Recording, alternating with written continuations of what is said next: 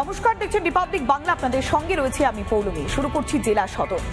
জেলা জুড়ে চলছে জোর কদমে নির্বাচনী প্রচার, আর এর মাঝে মনোনয়ন পর্ব চলছে। তবে বিজেপির মনোনয়ন পর্বে এবার বারুইপুরে তৃণমূল কংগ্রেসের রীতিমতো গা জোয়ারি চলছে, আর সেখানে বিক্ষোভ পাল্টা স্লোগান চলতে থাকে।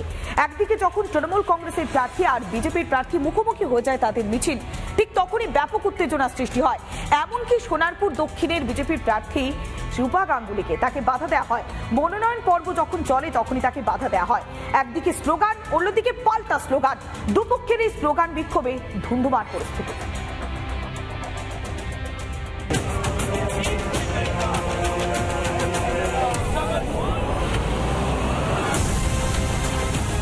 আজ বারুইপুর এসডি অফিসে নমিনেশন জমা দিতে আসেন সোনারপুর দক্ষিণের বিজেপি প্রার্থী রূপা গাঙ্গুলি। তার যে নমিনেশন ফাইল, সেই নমিনেশন ফাইল আটকানোর চেষ্টা করছিল তৃণমূল কংগ্রেসের পক্ষ থেকে, কিন্তু কোনো রকম ভাবে আটকাতে পারবে না।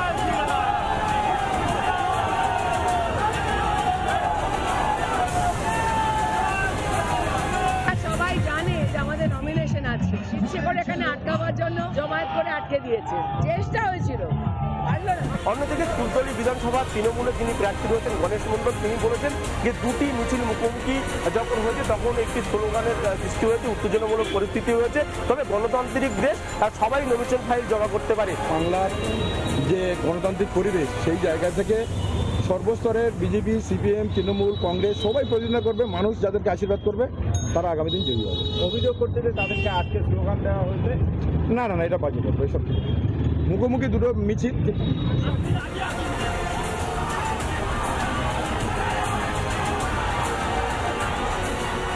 তবে একেবারে কেন্দ্রীয় বাহিনী এবং বারুইপুর জেলা পুলিশের ঘেরাটোপেই কিন্তু এখানে নমিনেশন ফাইল জমা হচ্ছে, এবং যেমন বিজেপি কর্মী সমর্থকরা জমায়েত করেছে, তেমন কিন্তু তৃণমূল কংগ্রেসের কর্মী সমর্থকরা এখানে জমায়েত করেছে। ক্যামেরায় শামীমের সঙ্গে আলমগীর, রিপাবলিক বাংলা, বারুইপুর। রাজ্যের দিকে দিকে একেবারে জোর কদমে চলছে মনোনয়ন পর্ব। শাসক বিরোধী সব পক্ষই মনোনয়ন পর্বে সামিল হয়েছে। তবে গেরুয়া শিবির একেবারে ঝড় তুলে দিয়েছে। এবার সিঙ্গুরে অভিনবত্ব। 108টি পদ্ম সাজিয়ে সেখানকার প্রার্থী গেলেন মনোনয়ন পর্বে সামিল হওয়ার জন্য। অন্যদিকে বুলডোজারে চেপে একজন প্রার্থী গেলেন গলসির যিনি বিজেপি প্রার্থী মনোনয়ন পর্ব জমা দিতে। আর এই মনোনয়ন পর্বের মাঝেই নন্দীগ্রামে নিজের গড়ে জনসংযোগ সারলেন সেখানকার প্রার্থী শুভেন্দু অধিকারী।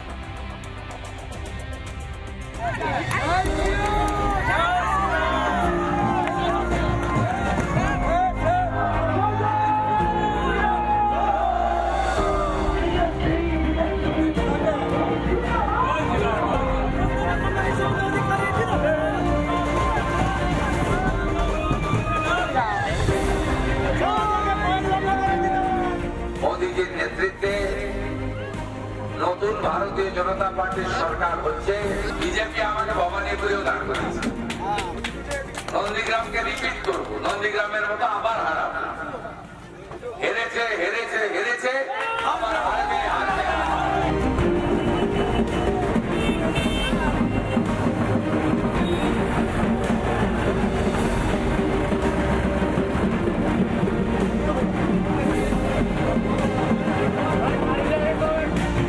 আজকে আমরা পদ্মফুল সাজিয়ে মনোনয়নপত্র দিতে যাচ্ছি। এটা ভারতের সংস্কৃতির সঙ্গে মানানসই।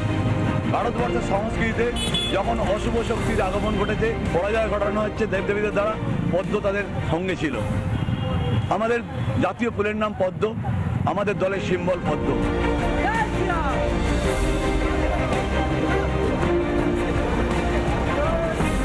বর্ধমান দক্ষিণ বিধানসভা এবং তার পাশাপাশি ভাতার বিধানসভা, বর্ধমান উত্তর বিধানসভা বিজেপি প্রার্থী দ্বারা নমিনেশন ফাইল জমা করছেন।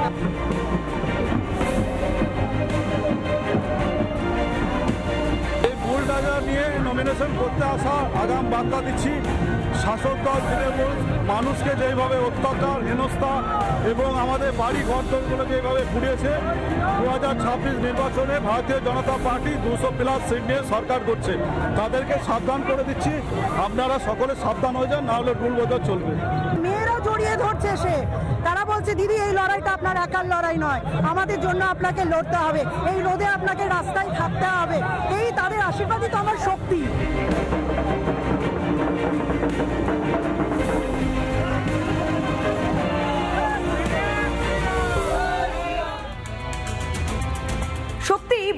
বড় বালাই।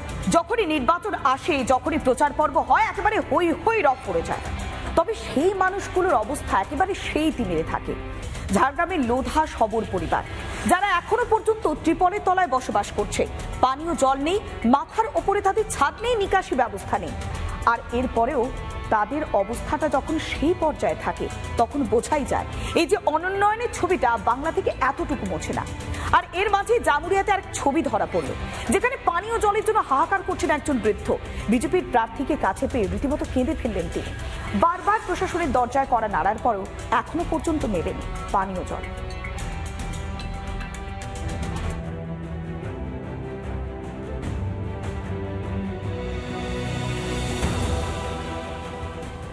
আমাদের পরিচিতি সারা বাংলা জুড়ে ইনাদেরকেই নিয়ে।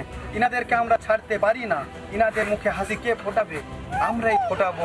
ঝাড়গ্রাম বিধানসভা কেন্দ্রের বিজেপি প্রার্থী লক্ষ্মীকান্ত সাউ, তিনি দেখা যাচ্ছে 11 নম্বর ওয়ার্ড সেরে এই মুহূর্তে 13 নম্বর ওয়ার্ডের যে লোধা সবর অধ্যুষিত সেই কাটাবাড়ি এলাকা, যেখানে অনুন্নয়নের ছবি আমরা বারবার তুলে ধরেছি, সেই কাটাবাড়ি এলাকাতেই তিনি এই মুহূর্তে নির্বাচনী প্রচার সারছেন। এই মুহূর্তে দেখা যাচ্ছে লোধা সবর সম্প্রদায়ের যে দুরাবস্থা বা তাদের যে বাড়ি, তার মধ্যেই প্রবেশ করছেন বিজেপি প্রার্থী লক্ষ্মীকান্ত সাউ। ভোটটা পদ্ম বলে আশীর্বাদ করবেন, আমরা সবাই আছি, যাকে চেনেন তাকে বলবেন যে ভোট দিয়েছি ঘর বানান। এখানে কোনো উন্নতি হয়নি।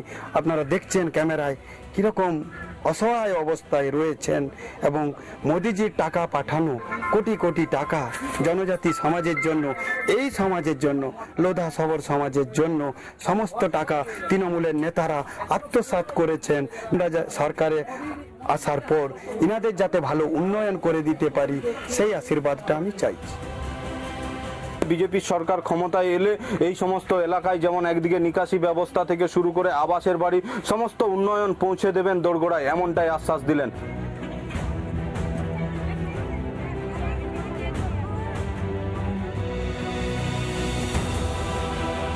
বিশুদ্ধ পানীয় জলের সংকট এবং শিল্পাঞ্চলের এই পানীয় জলের সংকটকে ঘিরে আমরা বিভিন্ন সময় বিভিন্ন ছবি সামনে এসেছে। দেখা গেল এই নির্বাচনের মুখে যখন বিজেপি প্রার্থী তার এলাকায় নির্বাচনী প্রচারে গেলেন, কার্যত তার কাছে কেঁদেই ফেললেন পরিশ্রুত পানীয় জল না পেয়ে এলাকারই এক বাসিন্দা, এক বৃদ্ধ। জল খেতে পেয়েছি স্যার, জল যদি পারেন একটু দিবে, খুব কষ্ট।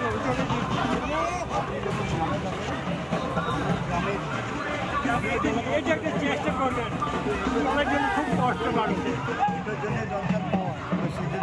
পাওয়ারে আশা করি আমাদের আশীর্বাদ আপনার মাথায় রইল।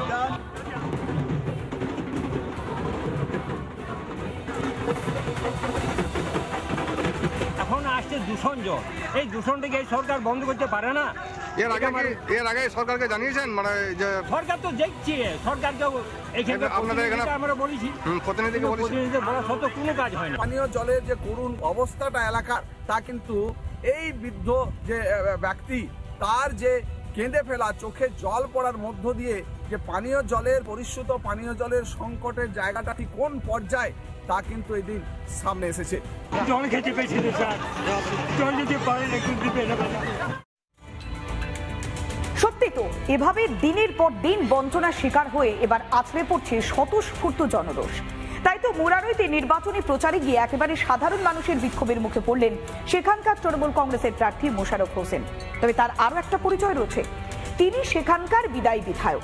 তবে বিগত 5 বছর ধরে তিনি এলাকার কোনো উন্নয়ন করেননি। তাই সেখানকার বাসিন্দারা তাকে ঘেরাও করে বিক্ষোভ দেখায়, আর চাপে পড়ে রীতিমতো গ্রাম ছাড়তে বাধ্য হলেন তৃণমূল প্রার্থী।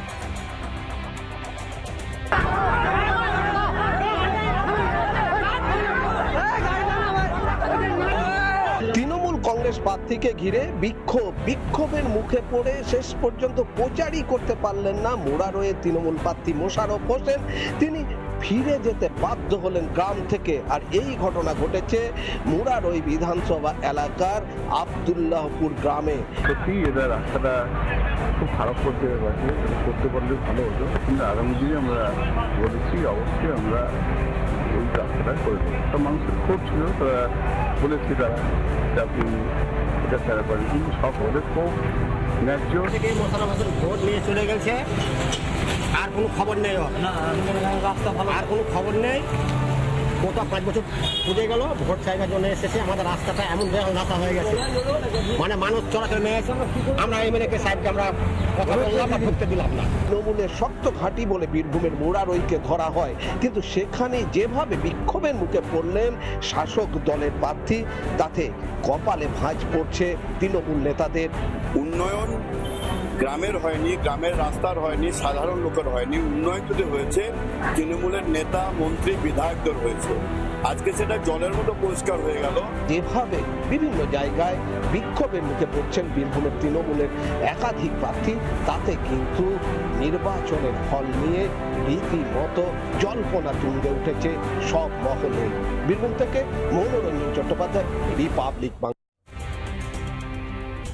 বাঁকুড়ার ইন্দাসে তৃণমূল বিজেপির ব্যাপক সংঘর্ষ, ঘটনাকে কেন্দ্র করে উত্তেজনা সৃষ্টি হয় গোটা এলাকায়।